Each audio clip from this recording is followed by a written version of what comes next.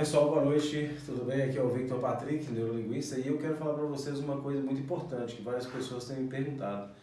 Por que que o ensino, o sistema educacional brasileiro é tão falho? Por que as pessoas têm tanta dificuldade em aprender? Centenas de pessoas têm me perguntado sobre isso, em palestras, em treinamentos, mandado mensagens por Instagram, pelo Facebook, pelas redes sociais, e eu quero responder essa mensagem aqui para você hoje. Tem várias coisas que corroboram para isso, para que o método educacional seja muito falho. O primeiro deles, nosso sistema educacional é pautado num determinado currículo que já não faz mais sentido para o século XXI. Ele não é pautado na vocação, no desenvolvimento vocacional do ser humano. Todo ser humano, ele nasce com uma determinada vocação. Todos nós vamos desenvolver para uma área diferente. Mesmo aquela pessoa que vai fazer medicina, ela não vai atuar em todas as áreas da medicina, ela vai escolher uma área específica e vai atuar nessa área. A mesma coisa na área do direito, tem várias áreas que você pode escolher uma área afim. Infelizmente, a nossa sociedade ela não tem uma orientação pautada no vocacional. E as instituições educacionais, elas se tornaram muito comerciais. Então, com isso, não se leva tanto em consideração uma coisa que é crucial nos dias atuais, que é o autoconhecimento. E todos nós, seres humanos, somos autodidata. Isso significa o quê? Nós temos a capacidade de aprender por nós mesmos. A gente não precisa de um professor ensinando isso, aquilo, outro. O que a gente precisa, de fato, é desenvolver nossa capacidade de análise, de síntese, de estruturação de informações, coisa que geralmente a escola não está sabendo explorar no potencial máximo. Por isso que é muito comum a gente estudar tanta coisa, outra coisa também do nosso currículo, ele é conteudista. A gente estuda tanta coisa que não faz sentido para o século XXI, que hoje nem sequer serve mais para passar no vestibular, nem para passar no concurso. Então a gente perde muito tempo estudando muito conteúdo e não cai em torno de 10% do que a gente estuda. Então o ideal seria o quê? Que a gente tivesse uma metodologia baseada em cada indivíduo, porque cada pessoa tem um padrão diferente de aprender, tem um ritmo diferente, e isso não é respeitado no sistema educacional tradicional. Então, um estudante que tem muita facilidade de aprender matemática, se ele tiver em 2 horários, ele vai aprender bem. Mas a maioria dos estudantes que tem dificuldade em matemática, dentro de uma sala de aula convencional, depois de 2 horas, 2 horários, ele vai ter muita dificuldade de concentrar, de assimilar. Então, ele vai perder tempo nessa aula. Outra coisa importante, às vezes a pessoa está preparando para um cursinho, preparando para um vestibular, para um concurso. Tem algumas disciplinas que ela tem muita facilidade de aprender, tem outras que ela tem muita dificuldade. Tá, o que isso acomete? Naquela disciplina que ele tem muita facilidade, ele poderia não estar dentro de uma sala de aula, fazendo todo aquele processo, estudando todo aquele conteúdo que ele já tem facilidade, poderia usar esse tempo para otimizar naquilo que ele tem dificuldade. Ele poderia pautar naquilo que ele tem mais dificuldade, procurar um profissional, um professor, uma pessoa que tenha domínio daquele conteúdo para poder fazer aquele específico. Tá? Já sei o que você vai falar e muitos falam isso para mim. Hoje em dia não dá para você contratar um professor para tirar aquela dúvida específica, você tem que comprar um pacote. Por exemplo, um pacote de matemática, você tem que ver todo o conteúdo de matemática do ano inteiro. Ou de português, ou de geografia, ou o que seja. Então, infelizmente, o nosso sistema educacional virou comercial. Hoje é muito difícil você conseguir contratar um profissional que vai tirar aquela sua dificuldade específica, dentro de matemática, história, biologia, química, enfim.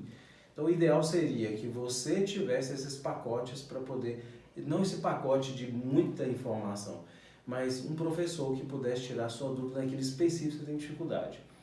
Então, como nós não temos isso dificulta o processo da aprendizagem. Então seria interessante que as pessoas, em primeiro lugar, tivessem a capacidade desenvolvida do autodidatismo, de você mesmo trabalhar a sua competência de aprendizado.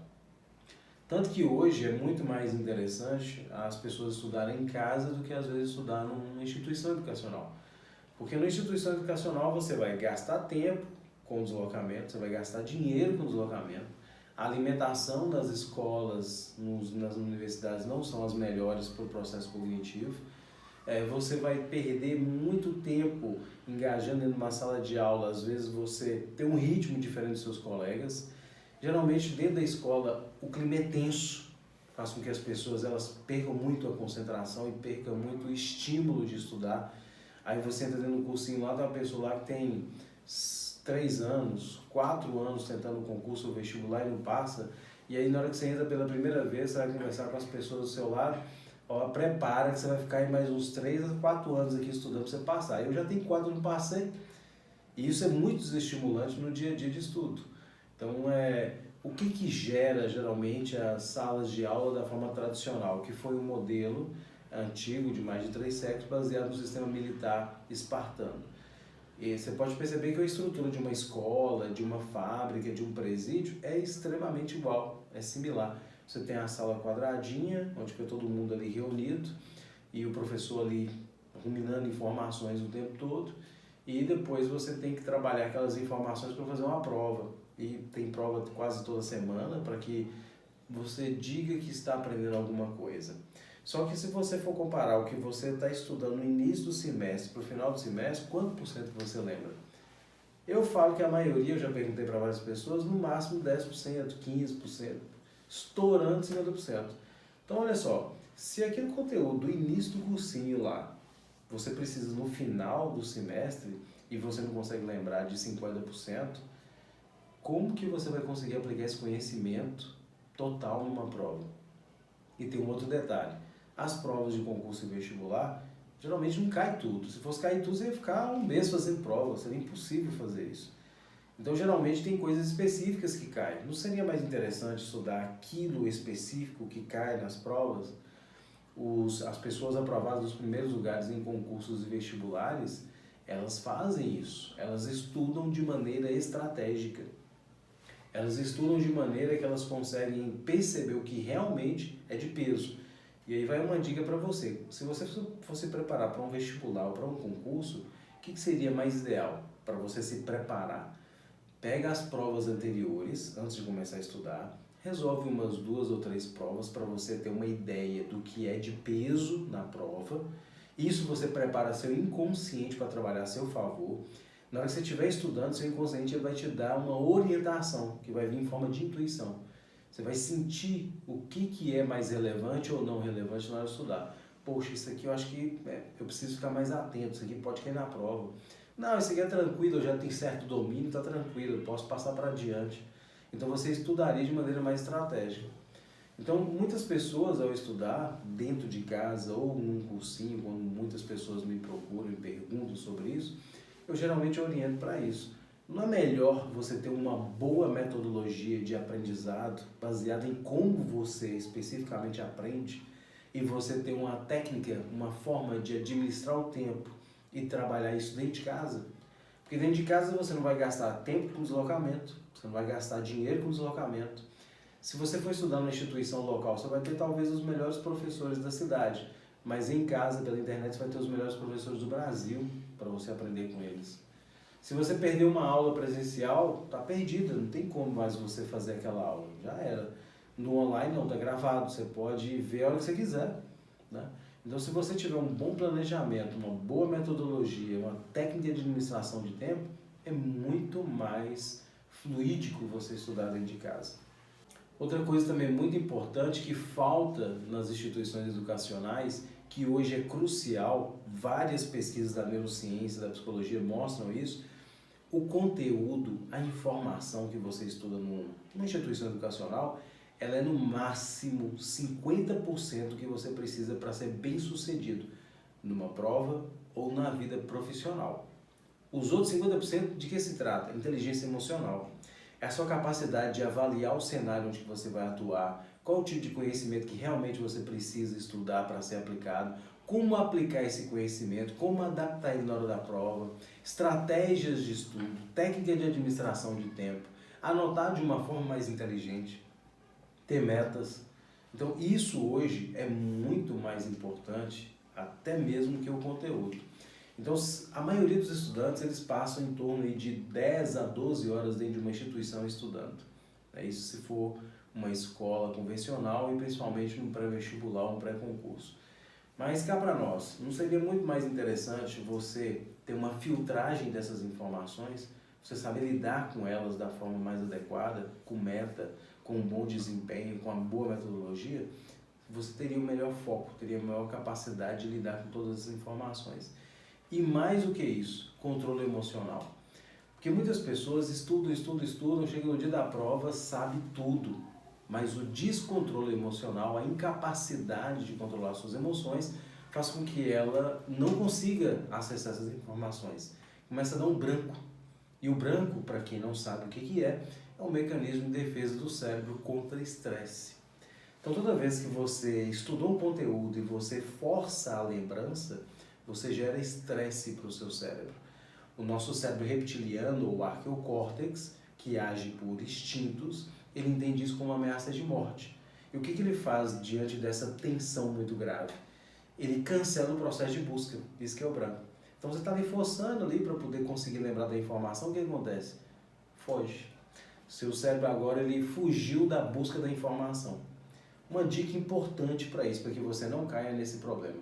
Toda vez que você passar por esse tipo de situação, poxa, eu estudei isso aqui, eu sei isso aqui, eu preciso lembrar, não force. Forçar é cada vez pior. Relaxa, pensa em outra coisa que relaxa a sua mente. Você na praia, no campo, no recreio, que é o que acontece muitas vezes quando você está fazendo uma prova, depois que você termina de entregar a prova, passa um pouquinho, você vai lá para o recreio, o que acontece? Exatamente, você lembra do conteúdo. Então, por que você lembra? Porque você estava relaxado. Uma outra dica importante, você já parou para pensar em que momento você tem melhor desempenho nos estudos, no trabalho? É na hora que você está tenso, cansado, nervoso, ansioso, preocupado, ou na hora que você está relaxado? Exatamente, na hora que você está relaxado. Então o segredo é, toda vez que você for estudar, toda vez que você for trabalhar, paute sempre no relaxamento mental. Faça uma meditação, faça uma técnica de respiração, que isso vai tranquilizar não só seu corpo, mas a sua mente, vai trazer a capacidade de desenvolver a serenidade e você vai conseguir administrar melhor as suas informações, seu tempo, seus recursos e conseguir aplicar melhor. Outra coisa muito importante também do porquê as escolas e o sistema educacional hoje não consegue ser eficaz no seu processo de ensino é porque ele não leva em consideração o conhecimento de cada pessoa. Se o professor está dentro de uma sala de aula e tem ali 10 alunos, 40, 100, 200, tem sala que tem até 500, eu precisaria conhecer cada aluno para saber sua particularidade. Cada um tem particularidades, tem peculiaridades distintas um do outro. Cada um tem um estilo de aprender, um ritmo diferente.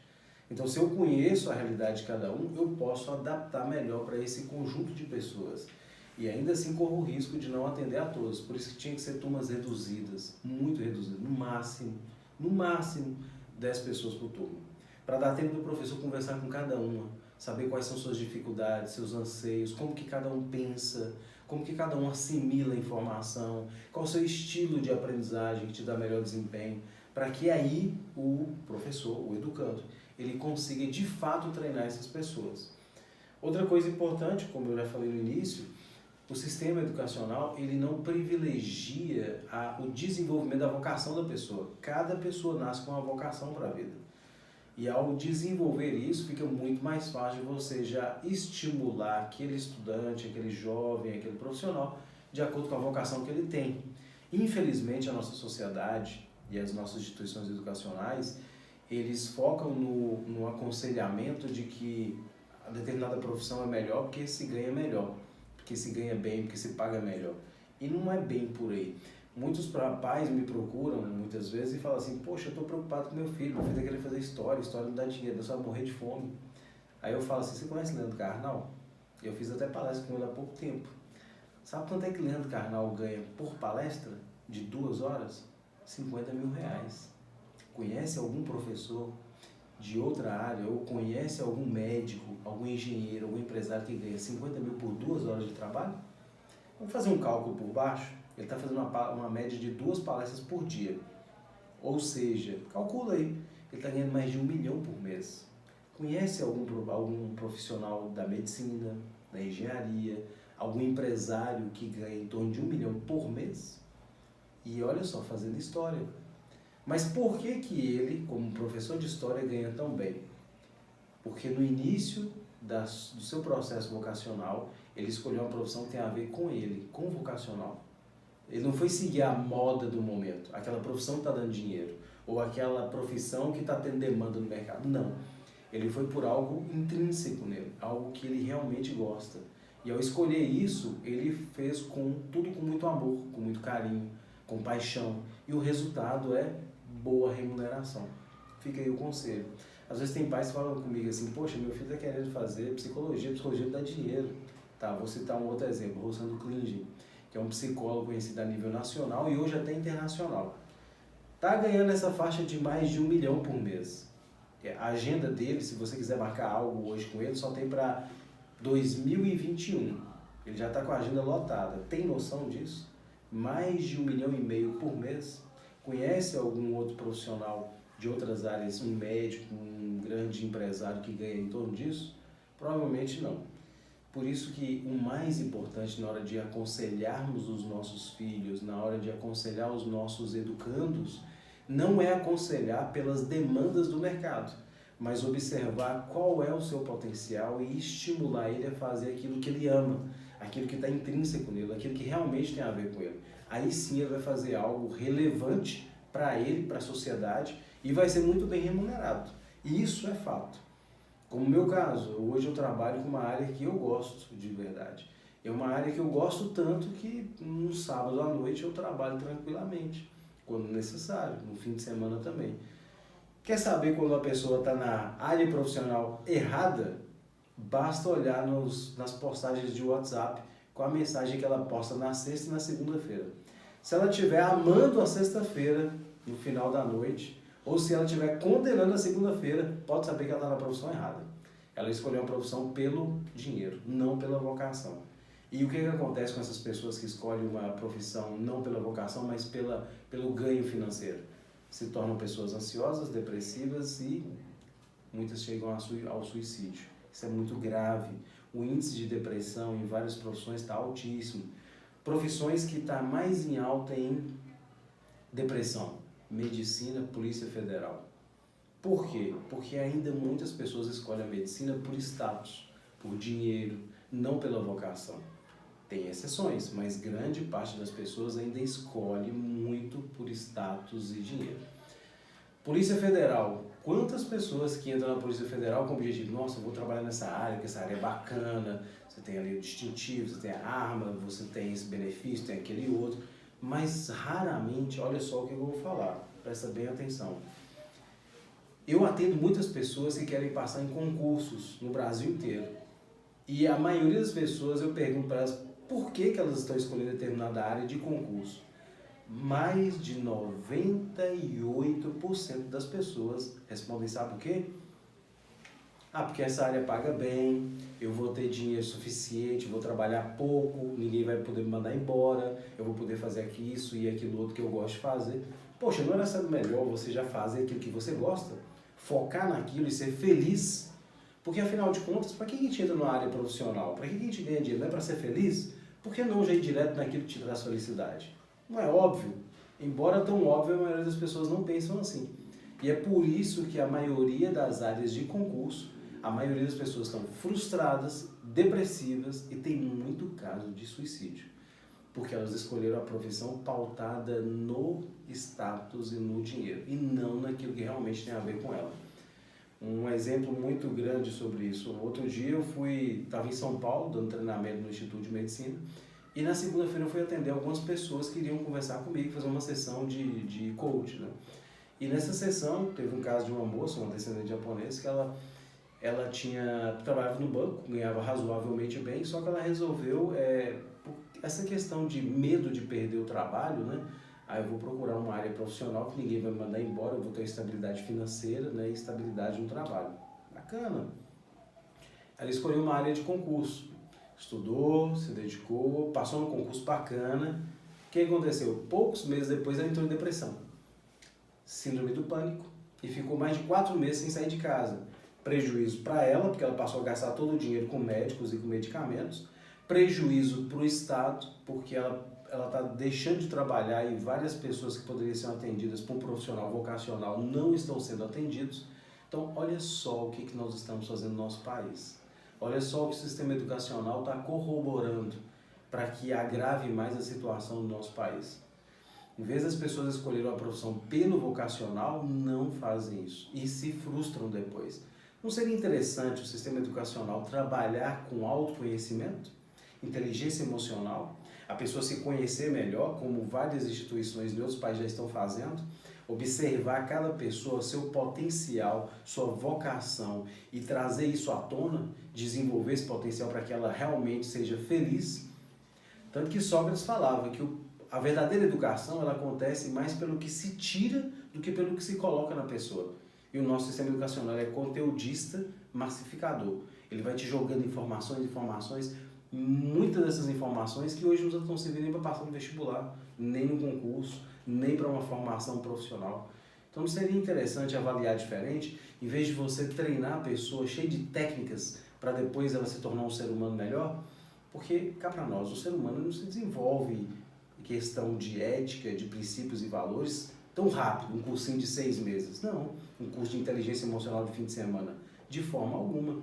Não seria interessante, ao invés de você treinar a pessoa cheia de técnicas e depois você contratar a pessoa e dar ela um curso de inteligência emocional, fizesse ao contrário, educasse, formasse ela para a vida, para ser um cidadão honesto, ético, bom, compreensivo, colaborador, proativo, e depois você treinar ela tecnicamente naquilo que ela precisa trabalhar? Sabia que as grandes empresas hoje já não estão contratando mais pelo currículo? Eu já participei de debates com grandes empresas aqui em São Paulo e até multinacionais e perguntei para esses diretores dos RHs: o que você precisa hoje para contratar um ser humano do cargo mais baixo ao mais elevado? Citaram 3 elementos mais importantes para todas as áreas profissionais hoje que são altamente relevantes. Essa foi fonte de uma pesquisa que foi feita nos Estados Unidos e replicada em vários países pelo mundo. Quais são as principais habilidades que um ser humano precisa para se autorrealizar hoje, daqui para frente, século XXI para frente? Foi perguntado para as pessoas mais bem realizadas, que têm autorrealização profissional e qualidade de vida. Sabe quais foram as 3 respostas que as mesmas que as empresas que eu questionei me deram também? Em primeiro lugar, relacionamento. A maioria das pessoas tem uma grande dificuldade de se relacionar umas com as outras e começa muitas vezes na onde? Na escola. Porque você não tem tempo para se relacionar. Dentro da escola é competição, é um contra o outro, não tem colaboração. Quando tem um trabalho de equipe lá, um vai explorar o outro. Ou você faz isso aqui, que eu faço isso aqui, o outro. Ou eu não dei tempo de estudar, você faz isso aqui, eu apresento lá na frente. Não tem esse desenvolvimento dos potenciais de fato de cada um. E nenhuma colaboração efetiva de acordo com o potencial de cada um. Então, relacionamento, as pessoas têm muita dificuldade com isso. Segundo lugar, comunicação. Não existe um bom relacionamento sem uma boa comunicação. Não seria melhor, em vez de estar estudando tanta regra gramatical, a gente estudar sobre comunicação? Como que a gente se comunica através do e-mail? Como que a gente se comunica através da TV? Como que a gente se comunica de frente das câmeras? Como que a gente se comunica no tete-a-tete com as pessoas de uma maneira mais empática? Como que a gente se comunica com as pessoas mais velhas, com as pessoas mais novas, numa empresa, num determinado estabelecimento? Não seria muito mais inteligente a gente estudar sobre comunicação? E um detalhe, a comunicação mais efetiva chama-se comunicação empática, onde eu me coloco no lugar do outro para entender como que o outro pensa, como que ele mentaliza, como que ele organiza as ideias para que ele entenda melhor. Comunicação empática, que é uma das maiores dificuldades que o ser humano tem. E em terceiro lugar ficou, sabe qual habilidade? Criatividade. A maioria das pessoas hoje falta-lhe criatividade. E até mesmo para fazer uma prova. Outro dia me perguntaram, mas o que tem a ver criatividade com fazer prova de concurso vestibular? Tá, vou te dar uma observação. Você estudou lá na escola ou na faculdade o conhecimento, ok? Beleza, tá aqui, desse jeito lá que você aprendeu. A prova está cobrando exatamente igual você estudou? Óbvio que não. Então você tem que fazer o quê? Pegar o conhecimento e adaptar para a prova. Adaptar envolve o quê? Criatividade. Muitas pessoas acham que criatividade é só criar um produto, um serviço. Não. Criatividade tem a ver com adaptação. O que é um smartphone? O smartphone é uma nova forma de comunicação do século XXI. Ou seja, nós tivemos que nos adaptar com esse aparelho e os aplicativos para a gente se comunicar melhor a nível global. Que não dá para a gente comunicar só a nível local. Agora é global. Comunica-se com a pessoa do outro lado do planeta em tempo real e rápido, né? Ou seja, de forma ágil. E outro dia mesmo teve uma amiga minha que comprou um carro pelo WhatsApp. Ou seja, as relações mudaram. E a gente precisa se adaptar a esses novos tempos. Não seria mais interessante a escola trabalhar as adaptações aos novos tempos? A ter um estudo contemporâneo, ao invés de estudar a história do passado, que já passou, algumas coisas a gente nem precisa saber, mas estudar a nossa história atual e a partir daí a gente estudar por que a gente está assim. Pega o contemporâneo que você vai entender de onde é que surgiu isso e a partir daqui o que é mais importante. Para que serve isso aqui que eu estou vivendo? Qual o aprendizado que eu tenho que extrair disso aqui? Para onde é que eu vou? Para onde é que eu preciso ir? Onde que é mais relevante eu chegar? E individualmente e ao mesmo tempo coletivamente. Não seria muito mais interessante dessa forma? Então a gente falta isso no nosso sistema educacional, de entender melhor como que a gente funciona e para onde que a gente vai. Não seria mais interessante estudar um pouco sobre filosofia, entender mais questionamentos que Sócrates, Platão e tantos outros gênios nos trouxe e que cada vez está mais atual do que antes? Embora Sócrates falou muita coisa e Platão há 2.400 anos atrás, nunca teve tão importante e tão atual os questionamentos básicos da filosofia. Quem sou eu? Ou o que sou eu? O que eu estou fazendo aqui nesse planeta? Para onde é que eu vou? O que eu preciso fazer? Um exemplo disso. Nós estamos aqui na vida para ter coisas, que muita gente estuda para ter uma profissão, para depois ter coisas. Mas a gente tem coisa, a gente é dono das coisas. Quanto tempo dura um celular? 5 anos? Daqui para frente vai durar 3 anos ou menos. Você vai ter que trocar de celular. Um carro dura o quê? Uma década, 10, 20 anos, depois você vai ter que trocar de carro. Esse corpo te pertence, daqui a pouco você vai perder esse corpo, sua alma vai embora. Ah, eu tenho uma fazenda, 40 mil metros quadrados, tá? A fazenda é sua? Quem chegou primeiro, quem vai embora primeiro? Será se essa fazenda é sua ou é o contrário? Ela é sua dona, você trabalha para ela. Então, vamos parar para analisar dessa forma? Nós estamos aqui para ter coisas ou estamos aqui para ser alguém melhor?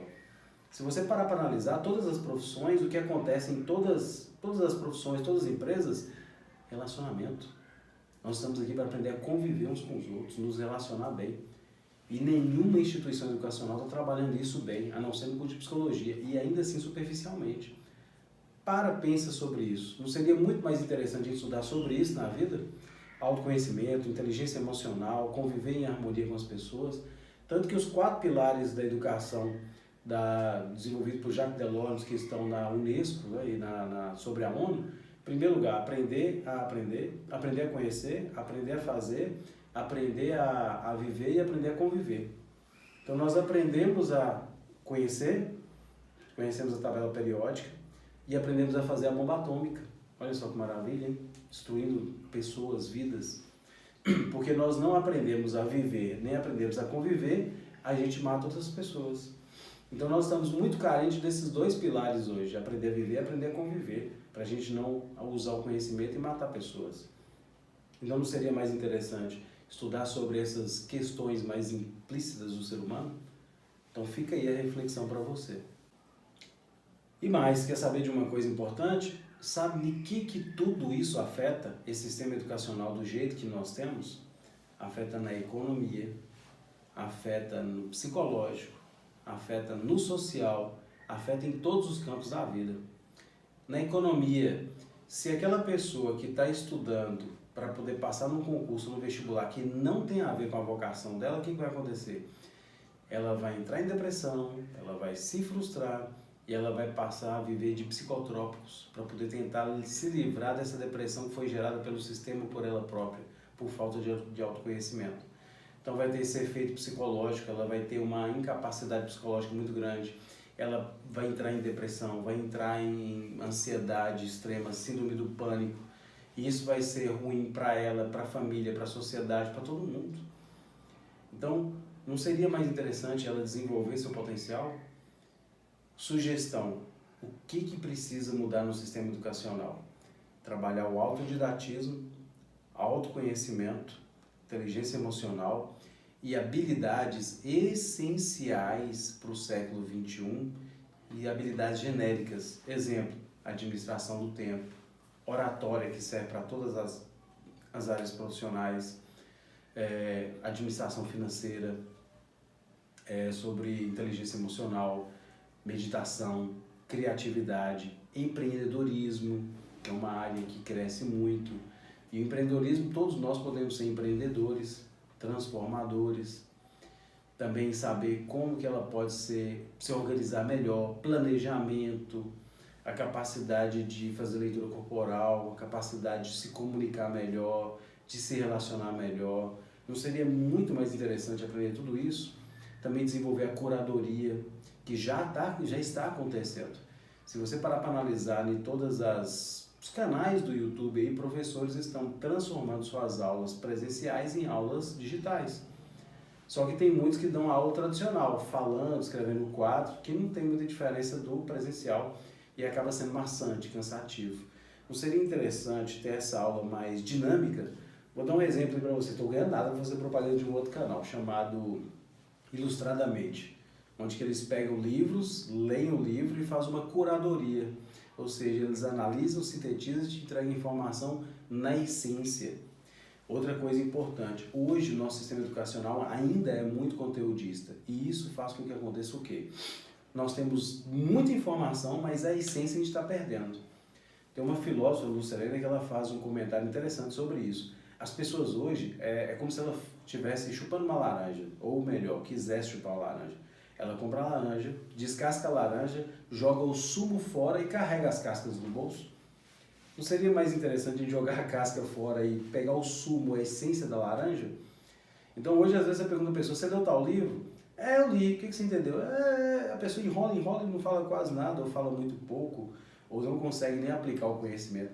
Não seria interessante a pessoa ir no conhecimento essencial e prático, o que realmente é crucial e relevante para cada pessoa, do que ficar estudando um monte de coisa desnecessária? Então é importante a gente ter esse filtro mental. Então hoje, mais que nunca, nós precisamos desenvolver habilidades que são importantes para o século XXI. Entender de tecnologia, entender de YouTube, entender de redes sociais, entender de comunicação, de planejamento, de administração do tempo, de autodidatismo, porque todos somos autodidatas. Você dá um telefone e smartphone para uma criança de 2, 3 anos de idade, daqui a pouco ela está te dando um curso.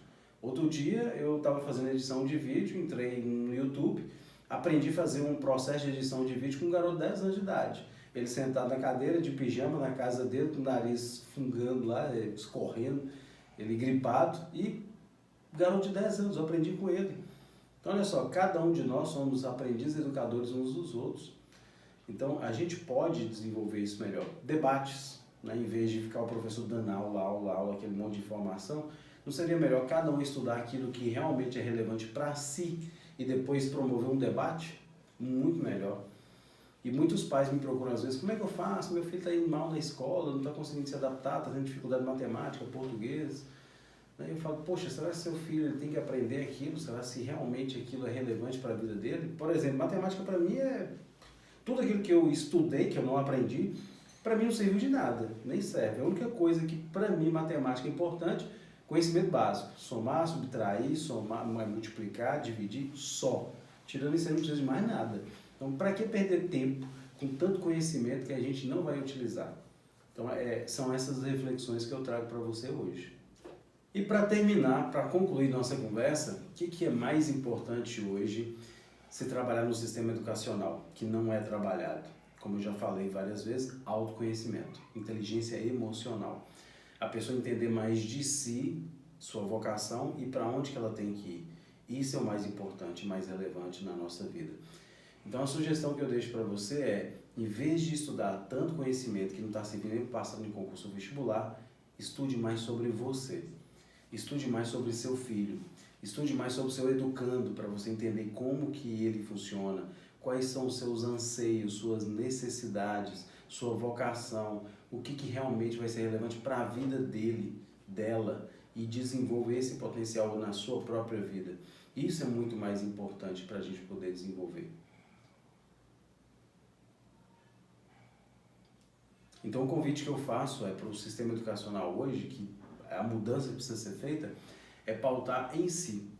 Outro dia, conversando com diretores para finalizar, de uma escola, eu perguntei para eles, qual é a coisa mais importante na escola? Aí eles me falam, currículo.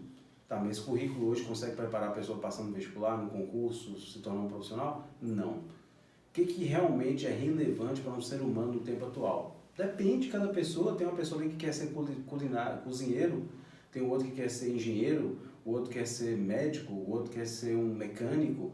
Então, para cada um vai ser um processo diferente, né? Por exemplo, a pessoa quer ser um cozinheiro, ela pode simplesmente fazer curso de culinária. No curso de culinária ela vai aprender a ler receita, ela vai aprender a matemática básica de fazer o cálculo dos ingredientes, ela vai aprender muita coisa ali que ela não tem necessidade de passar por tudo aquilo da escola, mas pode aprender num curso ali específico para ela. Então, o mais interessante é esse olhar para dentro de cada um de nós, para ver o que realmente é relevante e a gente focar nisso. Então, essa é a reflexão que eu trago para você e que eu, conversando com os diretores da escola, nós chegamos nessa conclusão. Qual é a coisa mais importante dentro de uma escola? Não é o currículo. A coisa mais importante dentro de uma instituição educacional é o ser humano. A coisa mais importante em todas as profissões é o ser humano. A coisa mais importante na vida somos nós, seres humanos, e os relacionamentos. Toda empresa, ela vende um produto para alguém ou um serviço, mas só é possível você vender um produto ou um serviço se você tem um bom relacionamento, uma boa comunicação, uma boa adaptação. Não seria interessante estudar mais isso nas instituições educacionais, ao invés de tanta coisa que não serve para mais nada? Então, essa é a reflexão que eu faço para você. Agradeço imensamente sua participação, você ter assistido e ter passado esse tempo aqui comigo nesse vídeo.